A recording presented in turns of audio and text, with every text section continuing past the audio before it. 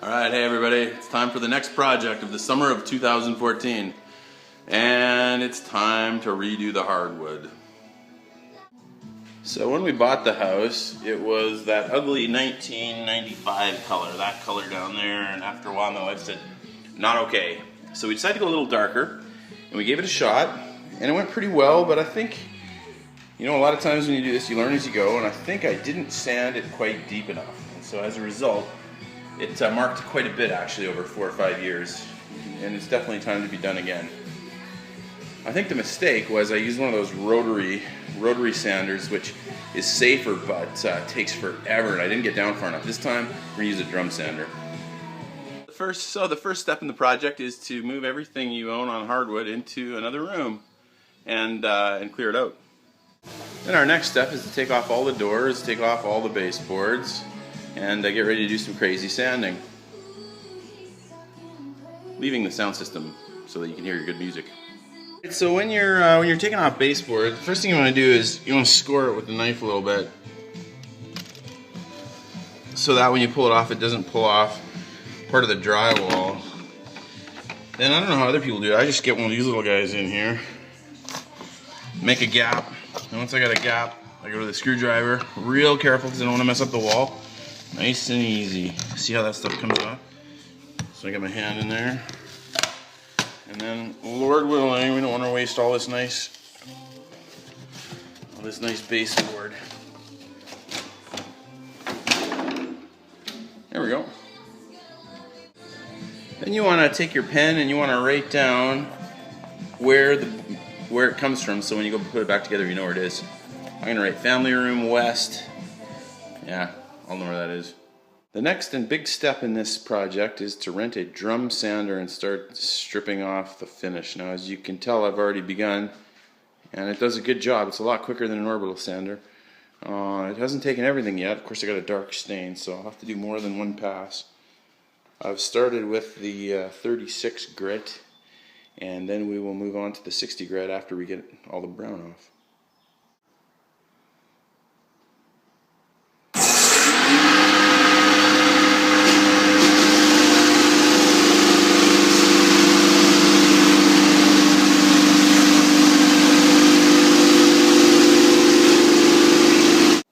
So as you can see, after a couple of coats, it's starting to get good.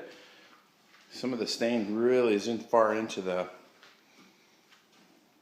grain of the wood, so it's going to take a long time. This has gone, I've done this part about 2 times, and when I say 2 times, really it's the surface has been done about 6 times because you keep overlapping. That's what it looks like after the first time. Of course, the belt was a little bit worn. These belt sanders are amazing at belt life. I'm only on my 2nd belt, and I've been going for about 3 hours. Pretty heavy job though. Alright, well, we've been at it all day and taken several layers off. Starting to look better. I saw this pretty cool trick on TV on one of the videos I watched. They were mentioning that after you've done it a bunch of times, it's hard to tell where you've already done. And so they said, take a pencil and draw a line. That way, as you continue sanding, you can make sure you don't miss anything, because the line will get erased as you sand over it. It's a great idea. By the way, the kind of stain we're going to put on, we're not going to put a traditional stain on. My wife is a decorator, Leslie, and she says the thing right now is the natural oils. It's kind of a wax oil, so the one on the left is the one we're going to do. And we'll see how she looks. $800 a gallon. Fortunately, I only need a liter or 2, but still, man, oh man, oh man. Well, 9 o'clock. Just did another round. This time we moved from 36 grit to 60 grit. And sometimes it feels like you're not getting anything off, but then you come out to the garbage and you shake out your dust and you realize you almost got a full bin. So there's a bunch of our floor in the bin. Good day. Tomorrow we'll do the edges. Day 2. It's time to do the edges. So I broke down and rented an edger. It's actually pretty awesome. We got and I forgot the dust catching bag, and so we tried using a pillowcase. Well, let's just say that doesn't work so well. Set off the fire alarm several times. But this thing's incredible. Let me show you its work. So that's the edge before I get to it, and it just mows it right up. it's real aggressive. I started with a 20 grit, which was probably too strong. And I moved to a 36, and even that's a bit strong. So I'm just trying to take most of it off, and I'll come back with an 80 grit later. And then at the end, we'll do the whole thing with a 120 or a 150. All right, day 3. We made some good progress. Got it pretty much edged out. There's lots of corners and stuff we got to take care of now. And now we move to the hand sanders. All the areas we can't get in. So, this works pretty good, a pole sander. Now, since I'm so cheap, I just took some of the 20 grit drum sander things and cut them up. There's still lots of good grit on them, and they're working pretty terrific. Pole sander works pretty well, actually, surprisingly well. They can just go like this to get those areas you can't get. Some of them are trickier than others. So I was doing this for a while with the hand blocks, and then it occurs to me, didn't I buy some kind of tool a couple of years ago at a Black Friday killer deal? And I remembered that indeed I bought this bad boy. Are you kidding me? This is perfect. The corners, oh yeah. I think I got that for like 70 bucks. I think I got this for around 30 or 40. A little Dremel. That's gonna be awesome. All right, show you what I'm talking about. This would be really hard with a block of sandpaper, right? But with this guy,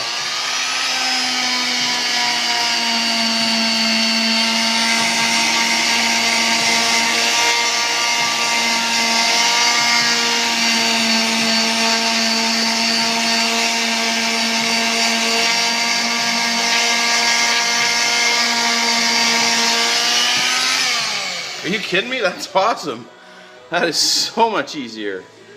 You know, seriously, growing up, we didn't have a lot of tools in the house, and I didn't think I could do stuff. But what I didn't realize is that having the right tool makes all the difference. And my goodness, makes things so much easier. Sometimes you just got to break down and rent it, or pick one up. All right, I had a couple thoughts. First, this tool is incredible. It is so amazingly helpful.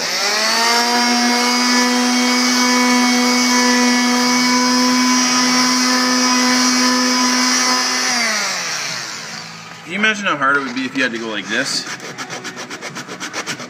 the whole time? That would literally take forever. That's thought number 1, the right tool. Thought number 2, you know, sometimes people, I don't know that our house is that great. I don't know if people come over and they're jealous. Probably not, because there's a lot of people with nicer houses than us in this area. But it does occur to me doing all this work, third day of sanding, that, you know, anyone can do this stuff. You just got to be willing to do it, and so, you know, $5,000 to pay someone else to do it, or $400 to buy your own materials and go for it. But that means you got to sand that for days. It's really a question of desire. End of day 3. Corners are looking good. Edges are looking good. Once we took off the stain from every little bit, we went back with the belt sander and the orbital sander and used a medium grit to try to erase any floor marks from the more aggressive sanders. Tried to clean it up.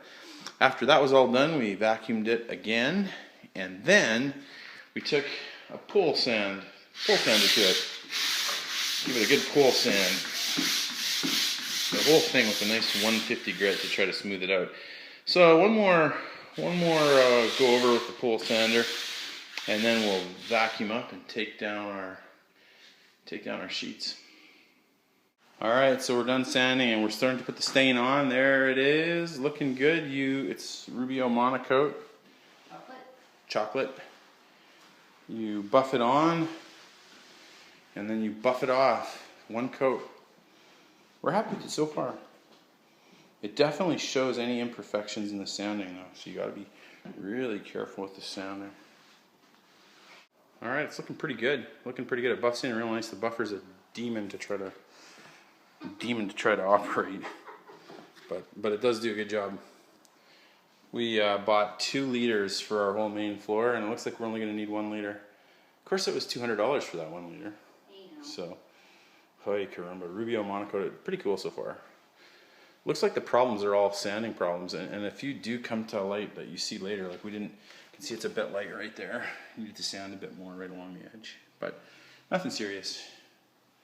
Nothing serious. Alright, almost done. You know, you hear people talk about romance and love and doing things for people. Well, this is what it looks like in real life. You know, sanding and staining a floor because you want to build your wife's dreams. With these 2 hands, I'll build your dreams. Well, it's kind of serious. Almost done. Forgot one job. We got to sand all the grates. Our heating vent grates are all wood, so I'll just sand these bad boys up, stain them, and we're done. We're done. Put the baseboard back on, move the furniture back in. A week later, we're in business. All right, a couple days later, the initial curing is done. We're able to walk on it, putting the baseboards back on, and the finish looks pretty good. Now, this is an oil finish. It's not your typical stain and polyurethane. This is more like old school, like how they would treat the floors in Versailles, in the Palace of Versailles in France. In the old days, they would rub it down with an oil. This is a hard wax oil, which means there's only one coat, just wood in this. It bonds. Apparently, it bonds with the wood. And the upside is, if there's ever a difficulty, if you ever scratch it or make a problem, you can just spot sand the area and then retreat it without doing the whole floor.